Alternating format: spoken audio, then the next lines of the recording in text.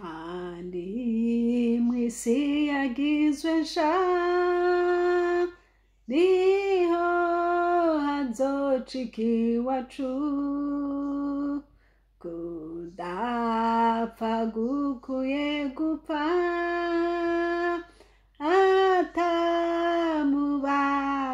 atamubabaro. Haleluya. Ndabaramukije bene data bakunzi, mwami wacu Yesu Kristo aduhana umugisha namwe.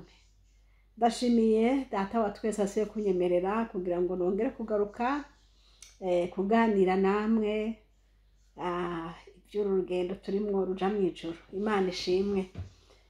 Ngomba kubandanya rero na igice ca kabiri nkuko nari nabibemereye muri video iheze. Nari nabemereye ko ndabagirira igice ca kabiri. Ku batari babonye video ya mbere kumbure reka nce mu ncamake. Ndiko ndababwira kwihishurirwa canke iby'Imana yanyigishije itariki ya 28 ukwezi kwa11 muri 2023. Haraciye amezi makeya. Maza gusubiramwo mu birabe mugabo Imana yanyigishije canke yanyeretse ingene tubayeho abantu bo muri iyi si, kandi ingeso dukora zitari nziza Imana iba yifuza ko twozikosora. Nico gituma numva nashimiye Imana ishize ku mutima kugira ngo ndabisangire namwe. Nari kuvyigomizamwo ntaco byatwara, ariko kuko nifuza kose ko namwe mumenye hanyuma umuntu wese amenye uko agenda. Imana ishimwe. Muri video iheze nabaciye ku mayange ingene nabonye ndiko ndi nk'ahantu tuvuge mpejeje igikorwa cyo kuvuga ubutumwa twari duhejeje, womenga ni seminaire twari tuyihejeje. Hanyuma rero hataragera ko nsubira imuhira, nabona nari nagiye nk'ahantu kuvuga ubutumwa, hanyuma bigasaba rero ko nzosubira imuhira. Rero ntaragera umwanya wo gusubira imuhira, biboneka rwose yuko abaho hantu nashikiye baranyokipa bakampangira porogaramu, tuvuge bakavuga ati tugende gutembera aha canke naho tugende kugira shopping canke tugende uko bashaka. Urumva uri mu minwe y'abantu, porogaramu yakujanye wayihejeje utarasubira inyuma, uri mu minwe y'abo bantu. Rero muri video mpejeje kubabwira ingene Imana yampishuriye uwo mwanya twita umwanya uri libre, umwanya atakindi uri kurakora, umwanya ivyakujanye wabihejeje. Uwo wundi mwanya uwugera gute? Bene data, munkurikirane kugira ngo mwumve neza ico Imana yavuze. Rero muri ico gice ca mbere nari nababwiye ingene nabwiwe ngo tugende kuramutsa umuhana w'ababanyi. Hanyuma mbona ngo tugiye kuramutsa umuhana w'ababanyi.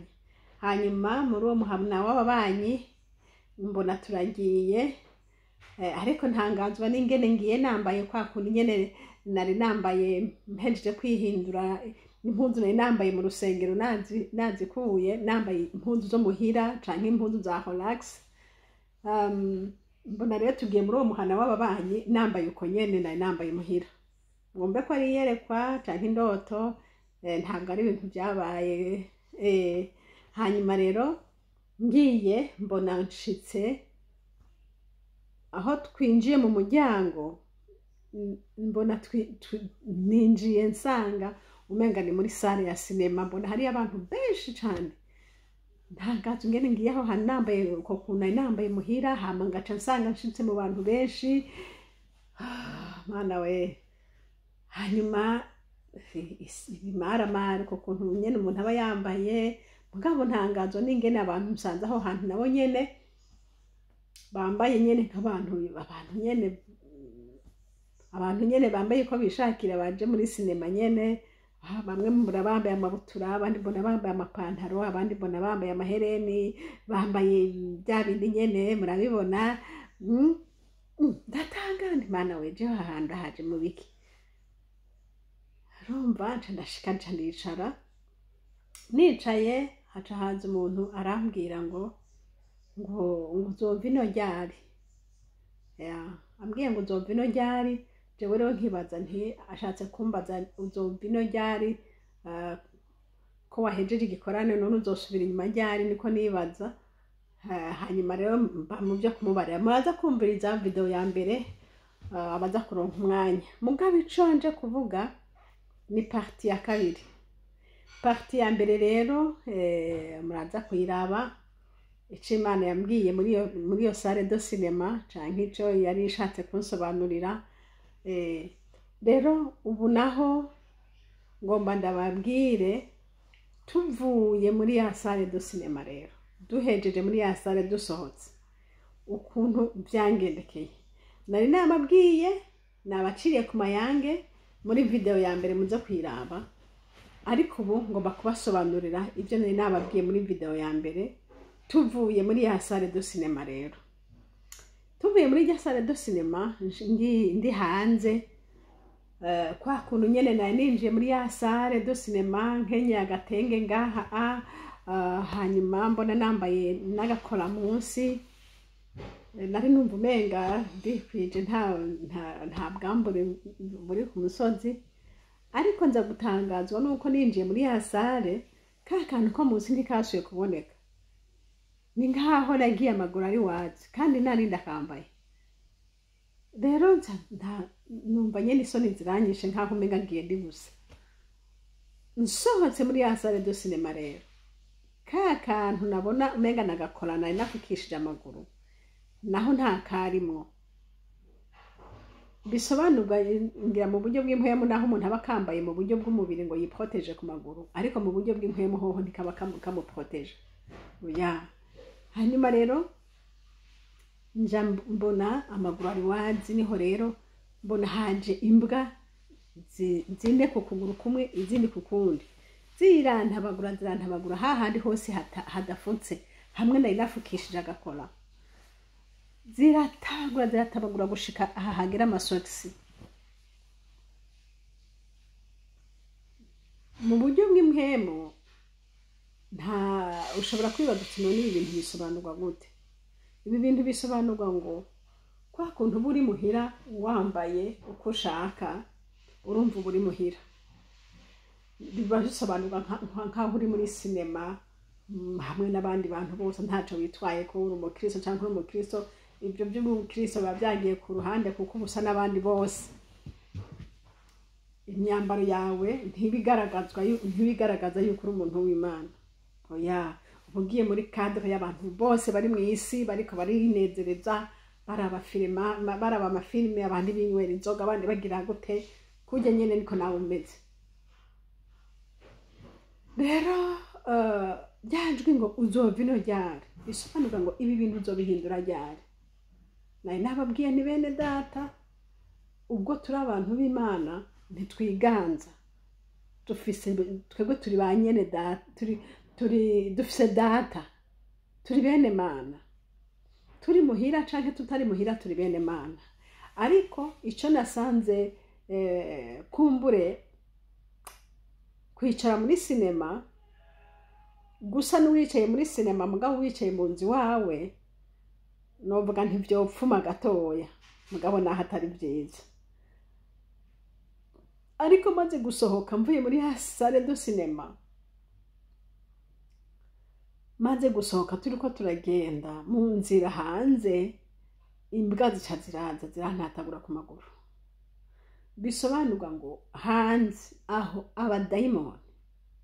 abadayimoni baba gutegereje hanze hari abadayimoni b'ubusambanyi bakubona bakakwifuza, bakubona ibintu nyene uko kuntu nyene Imana yabinyeretse.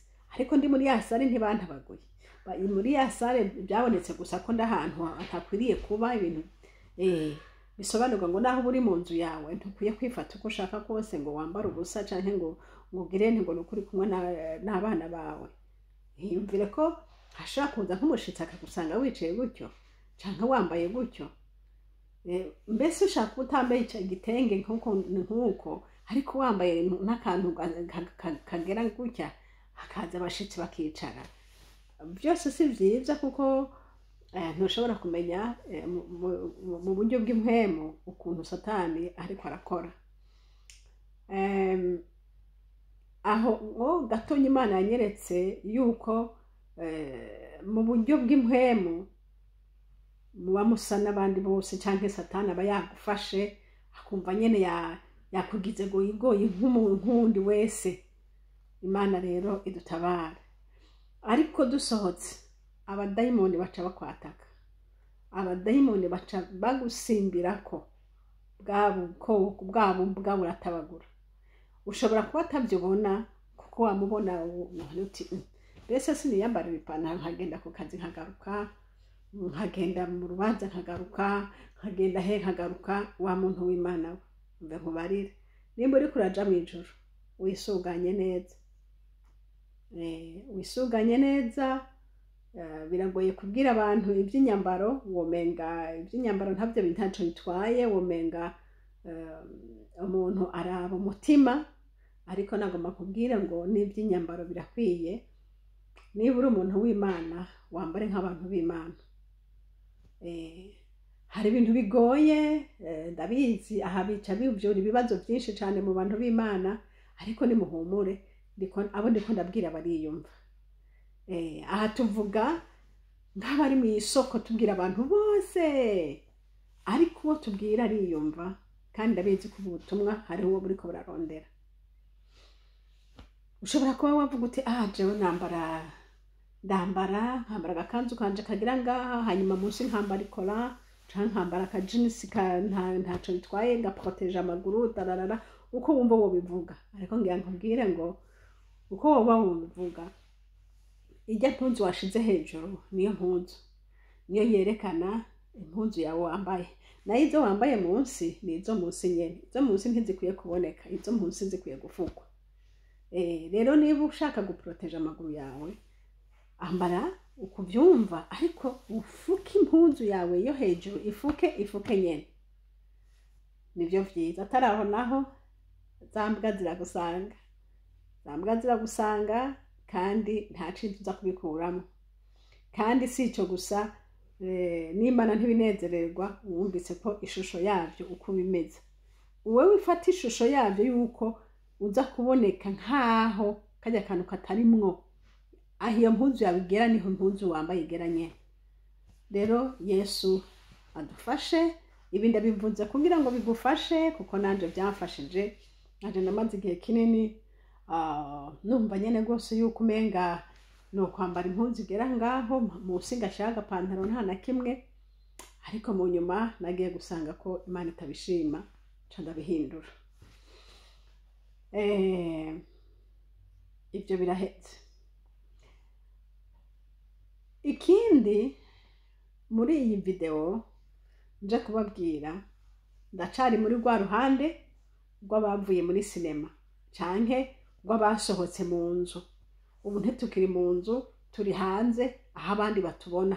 Ushobora kuba ugiye kwiduka, mugabo toujours uri muri ca gihe cawe ca relax, nta mirimo urimwo, nta butumwa ugiye kuvuga, nta bintu officiel ugiyemwo.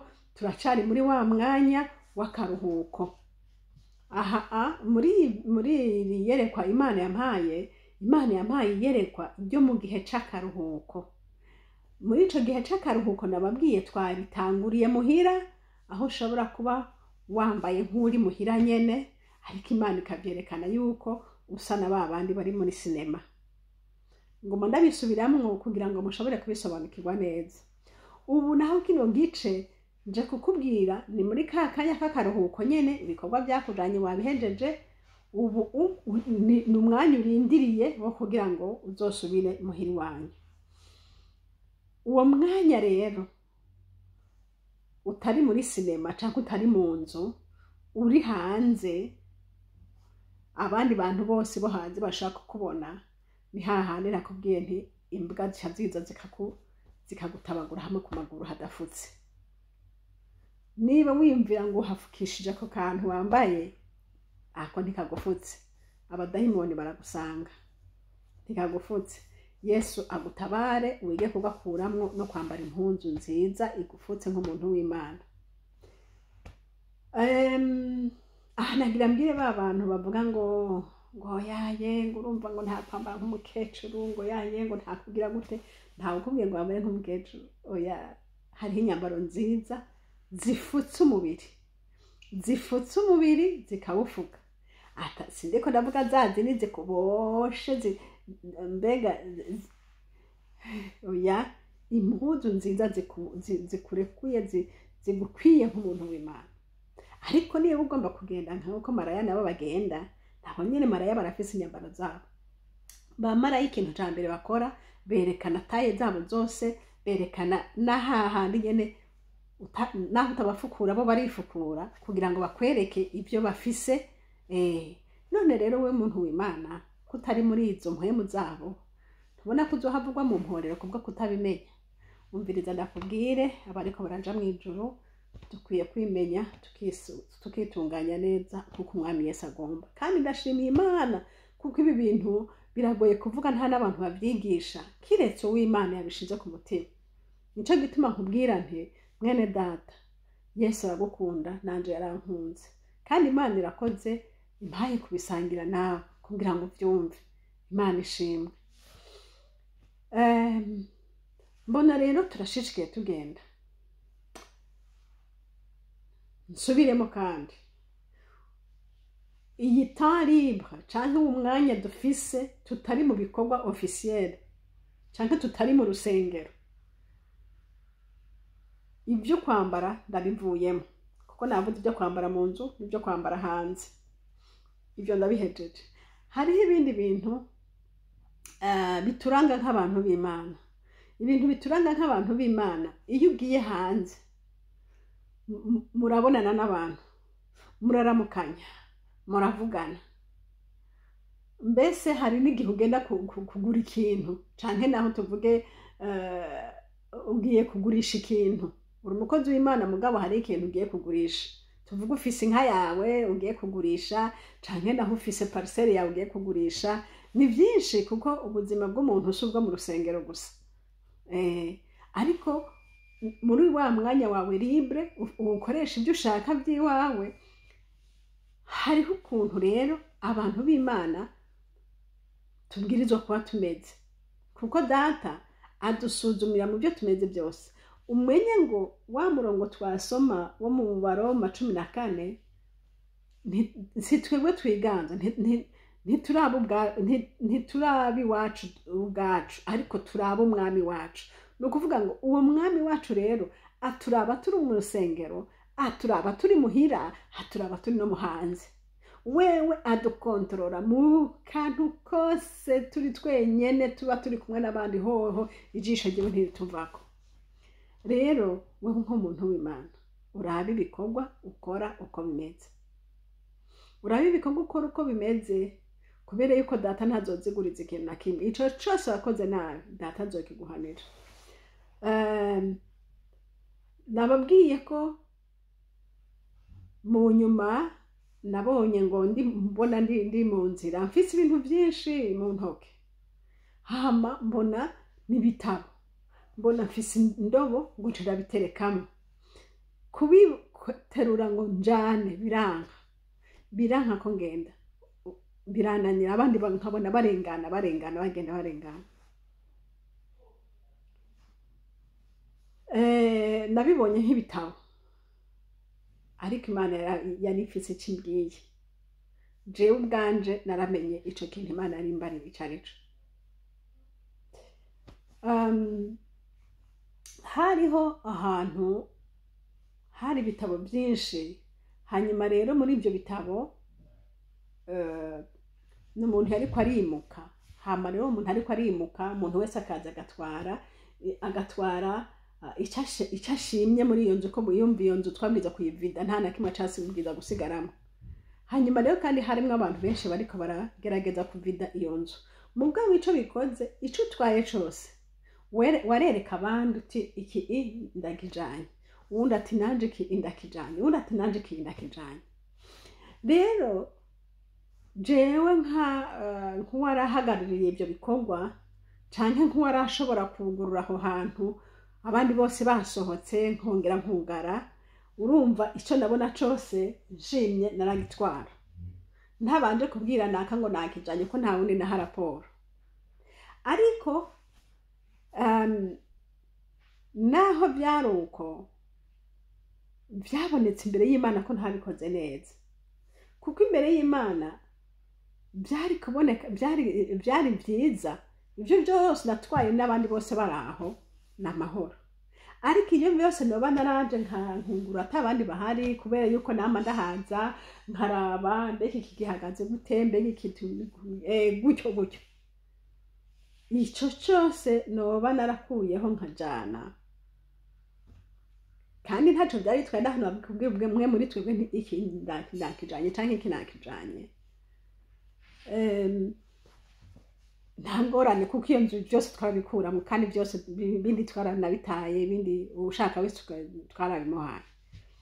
Ariko Imana yo mwijoro, bene data nagenda babwire rero ikintu cyose nakuye aho hantu muri uwo mwanya wose naba naragiyemwo, swate ngiye kugara amadirisha nkabona hariho ikintu canke ngiye kugira nte, ico cyose umwami Imana yarakimbwiye.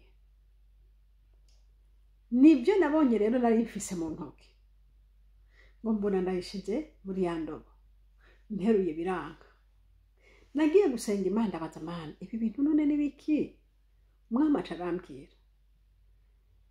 Numva ndatangariye Imana cane, numva ndubasha Imana, numva nti Imana urakoze. Ico nakoze naciye nkora iki? None nari kubitwara hehe? Urumva ntaho nabitwara. Ico nakoze narasenze Imana, ncafata ikiguzi cavyo nkaho umenga noba nabiguze. Ncafata ikiguzi cavyo caye amafaranga ncaye ndayarungikira abantu uko mpemeye yarindongoye kubikora, bise naho ndabiguze. Mwami wanje we, sinzi uko nobabwira bene da. Iyi Mana tuvuga ni Imana icambere nta manyanga yibamwo. Mwene data nimba ukora ibintu by'amanyanga wikoresheje ngo ufise ububasha, urabibona abantu bafise ububasha bw'ikintu bakora uko bashaka. Ntange nk'akarorero, ushobora kuba uri umuntu ukavuga uti okay, jewe rero aha hantu nahi wanje isengero ni je ndayiganza, ibi bintu bimeze gutya na gutya.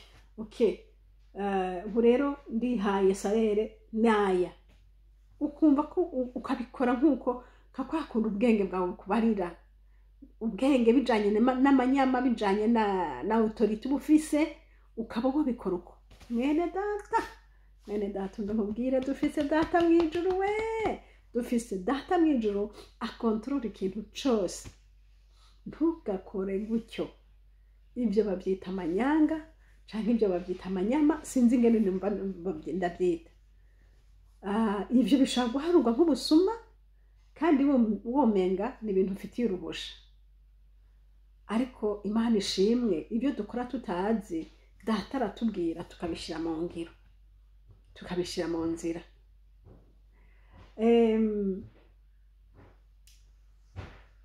Twaraje turagaruka turaza dushitse muhira nk'ako muri ndacari muri ya nyigisho, mbona hobo iri kwidirisha iravuga ngo njana muri toilette. Muri toilette hari iki? Hari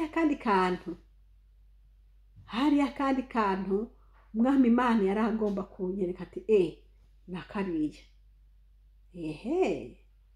Inshuti umva nkubarire, iyi nzira y'Imana turiko turavuga nta by'imikino. Ushobora kubona umenga nta ugukontrola, nta uhari, ariko hariho Imana igukontrola. Hariho Imana ikontrola ibyo byose ukora muri temps libre, muri wa mwanya wumva umenga n'umwanya w'akaruhuko, muri wa mwanya wumva umenga n'umwanya w'ibyawe. Imana ishimwe, dufise Imana itubereye maso muri byose. Kandi Yesu arazi bya bindi ukora kubwo kutamenya, irazi na bya bindi ukora kubwo kumenya. Ibyo rero ukora kubwo kutamenya nibyo mpemu yaracaza akakubwira ati iki kintu ntigihagaze neza, ukacugikosora. Ariko bya bindi ukora ubizi neza, oya, Bibiliya yaravuze ngo iki? Yavuze ngo kweretse ikizi cyari coga yewe muntu. Mbega hari ikindi Imana gushaka ko atari kugendana n'Imana wicishije bugufi? Imana ihabwa icubahiro, Imana ishigwe hejuru. Nagomba ndababwire ngo uyu mwanya witwa ngo ni talibra, uyu mwanya witwa ngo ni umwanya wo kwikorera utwawe, uyu mwanya ni umwanya ugoye cyane cyane cyane cyane. Uyu mwanya nagomba ndababwire ngo ni wa mwanya umuntu ashobora gukora ibyaha ntamenye ko yacumuye. Mbese n'abanzi ko bacumuye barabikora, kuko womenga ni umwanya wiwawe. Utandukanye na wa mwanya wo mu rusengero, kuko mu rusengero hoho urategura ibyo uvuga, urategura ingene wambara, urategura ingene wifata, urategura. Ariko uvuye mu rusengero ukamenga bavuga ati ugaca werekana vraie face yawe. Rero Imana idufashe. Uyu mwanya ni umwanya uteye ubwoba cyane, ari wo mwanya n'abantu benshi bakoreramo ibyaha. Abantu bakagenda ngo bagiye mu bindi bihugu kuvuga ubutumwa, baheza kuvuga ubutumwa bagaca bigendera mu bindi, ugasanga abantu bari ku maplage, n'abantu b'Imana bari ku maplage bambaye amakabutura, abantu biyubasha b'abagore bubaha Imana, ariko ugasanga kuri plage bari gusa. Ibyo bintu wumva ari ibintu, ni ibintu biteye ubwoba. Satani yafashe amataktike menshi cyane yo kuyobya ubwoko bw'Imana, mbese Imana idufashe. Uyu mwanya witwa ngo ni talibra n'umwanya ugoye wo kubera amaso cyane, kuko uyu ni umwanya werekana umuriwe w'ukuri. Uriya mwanya wo mu rusengero n'umuntu wese yowukora. Umuntu wese gutegura ijambo ry'Imana ukagenda ukarivuga, hari uwo byonanira. Ariko kuribamwo n'uri kuri pratika, kuribamwo uri kumwe, uri mu nzi wawe, ukarigenderamwo uri hanze wenyene, ukarigenderamwo uri mu bagenzi bawe, aho niho hagoye benshi. Ariko dufise Imana. Mwene data, wumvise yuko ya ndobo yarimwo bya bitabo byanse ko ndayijana, abantu bakarengana, abandi barengana. Ivyo bitabo ntaco byari birimo, byari byo gutanga n'ubundi, byari byo umuntu wese ashaka akabitwara. Ariko kubera ko hari huko urutonde bibwiza gucamwo, uje udaciye muri urwo rutonde birimwo, byitwa ko wavyibye. Kuko urutonde bicamwo bivuga biti turi ngaha, iki wagishimye gitware, kiriya wagishimye gitware, kiriya wagishimye gitware. Canke niyo naye kuvuga nti nakaje natwaye bya bitabo byari hajya anye nabijanye, bakapfa kubyumva gusa. Byara amahoro. Ariko kuyumvira ngo ngo nje ngo none ndabwirane ngo oya, Yesu adufashe. Turashimira Imana. Imana ishimwe kubwa mpemu yera. Mpemu yera wamumwumvira, name ndamwumvira, kuko ninamwumvira nawe ukamwumvira, uwo azodushikana benede, azodushikana. Ijambo ry'Imana ryaravuze ngo mpemu yera n'umujanama, ngo kandi ngo azotwigisha. Mpemu yera n'umwigisha mwiza. Imana ishimwe. Hanyuma mwama amaze kubinyereka, naciye nkora uko nkwiye gukora. Mwene data, uyu mwanya dufise wa talibra, dusenga Imana mpemu yera rushizeho kutumurika no kuturaba ko tumeze, kugira ngo turushizeho kwegeranya no gushira ku murongo ivyo dukwiye gushira ku murongo. Ushobora kubura umudandaza, mwene data uri umudandaza hakaza umuntu agatanga amafaranga menshi, ayo wamuciriye agatanga ayarenze, akaguha cyangwa aguha inoti zirenze, wewe ntumusubiza ajya yarenzeko, imbere y'Imana ntuzorengana. Ajya yarenzeko musubize, nibwo bukristo, kuko nutabikora ujya ntazokwishuza, nawe umutima wawe ukumureza uvuga ngo Imana yabonye ko nayo ndayakeneye. Oya, ubwo n'ubusuma. Abandi nabo bashaka bariko baradandaza bagafata iminzane bakayihirika, bakayitirika ukuntu. Mwene data, ibyo ntibikwiriye mu bantu b'Imana. Niba ukora uko uri umusuma, Imana igutabare, ubishire mu nzira bigikunda, wihane, nibyo byiza. Imana ihabwa icubahiro. Rero nariko navuga kubw'uyu muhana w'umubanyi. Uyu muhana w'umubanyi nabonye ngo twagiyemwo, urumva umuhana w'umubanyi namanze kubasobanurira ari uko ni wa mwanya temps libre ufise, ca gihe cose utari mu bintu officiel.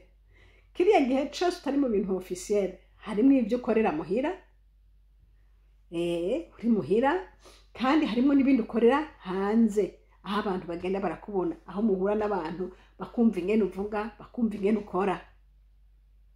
Hariya hanze niho haragoye cyane, kuko niho dufise ibishinga ntaye byinshi. Abantu bavuga ati naka yarakijijwe, umwumvise uyu imvugo ziwe zarahindutse, ntameze nka kwa kundi.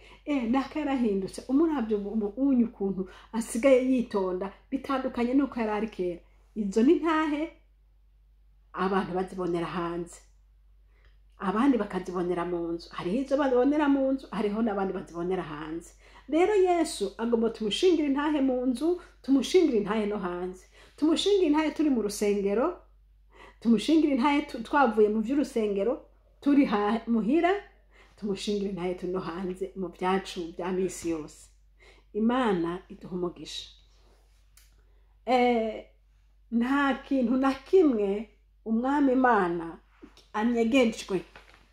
Dusome ijambo ry'Imana muri Luka 12 ku murongo wa 2.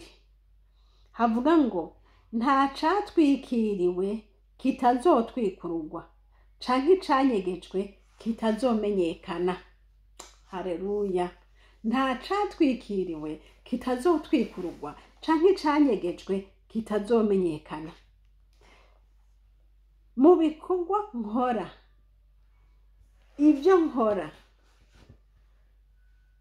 canke ibyo wowe ukora, byose bizoshirwa ku mugaragaro. Hariho ibyo ukora bose bakabibona, hariho n'ibyo ukora nta numwe abibona. Rero ibyo ukora nta numwe abibona, ni Data ni wabibona. Niwe yabonye ati kariya kantu kari hariya, ibuka wakazanye ryari, kameze gute?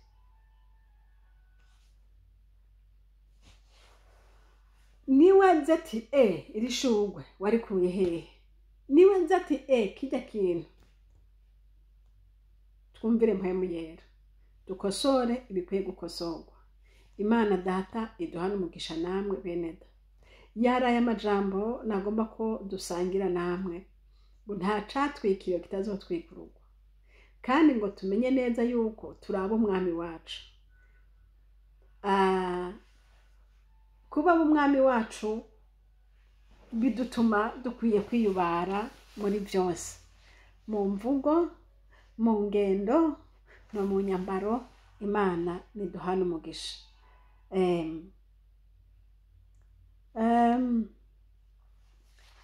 Turabe irindi jambo dusoma muri Matayo igice c'indwi.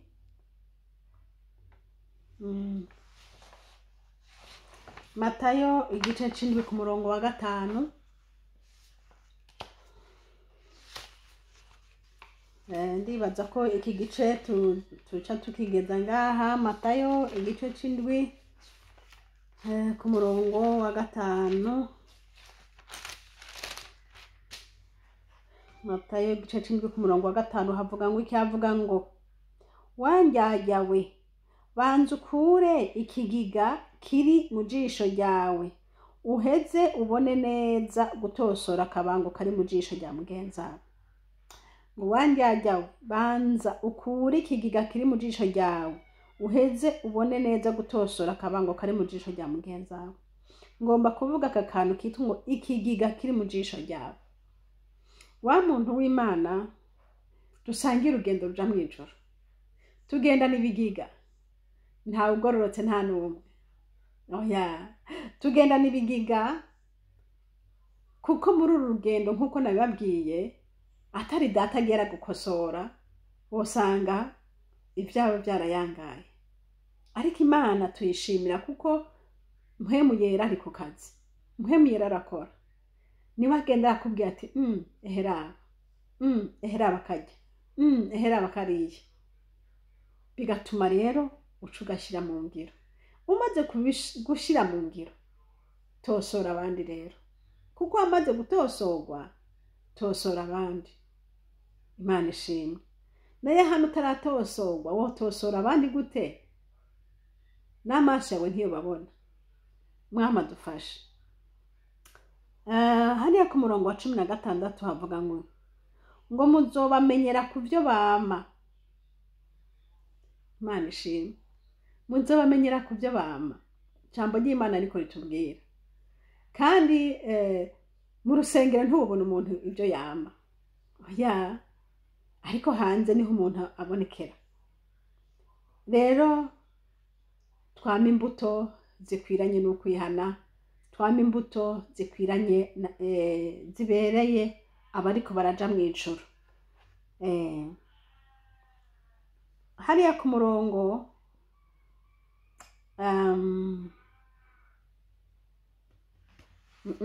hariya mu gitabo ca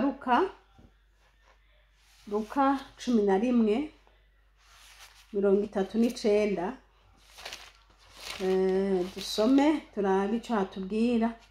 39 haravuga ngo umwami Yesu aramubwira ati, erega mwebwe abafarisayo mwoza igikombe n'inkoko inyuma, ariko imbere mwebwe mwuzuye ubwambuzi n'ububi.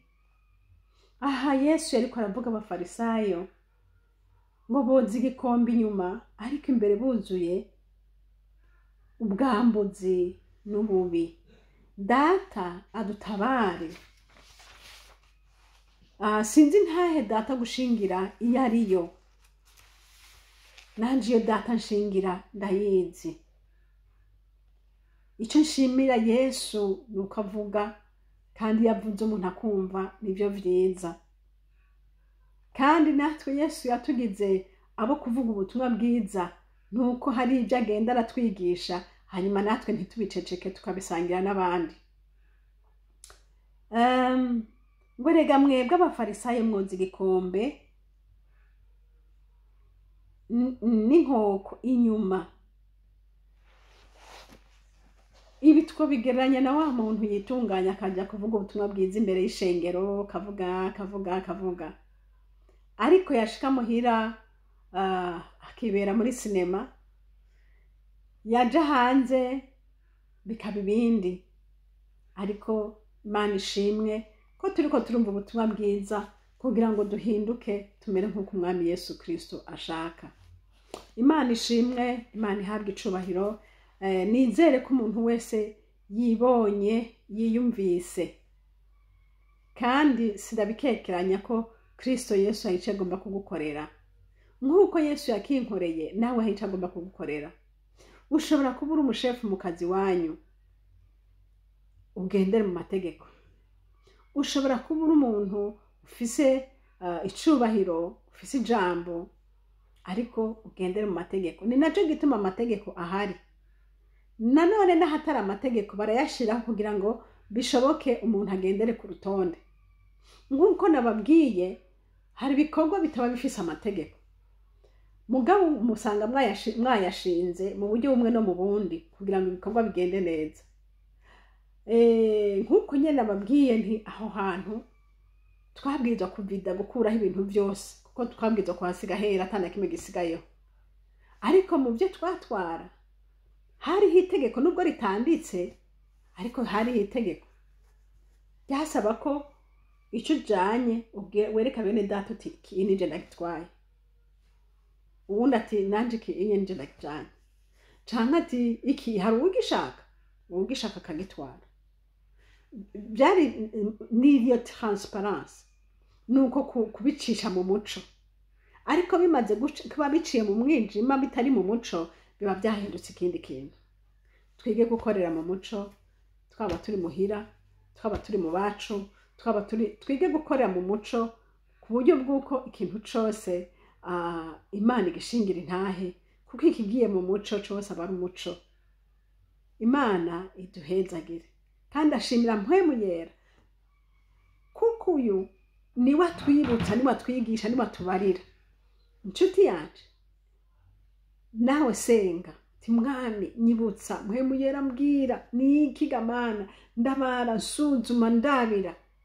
Umwami azogusuzuma, umwami azokubwira, kandi niyakubwira uco ukora nkuko yakubariye. Imana data ibaha umugisha.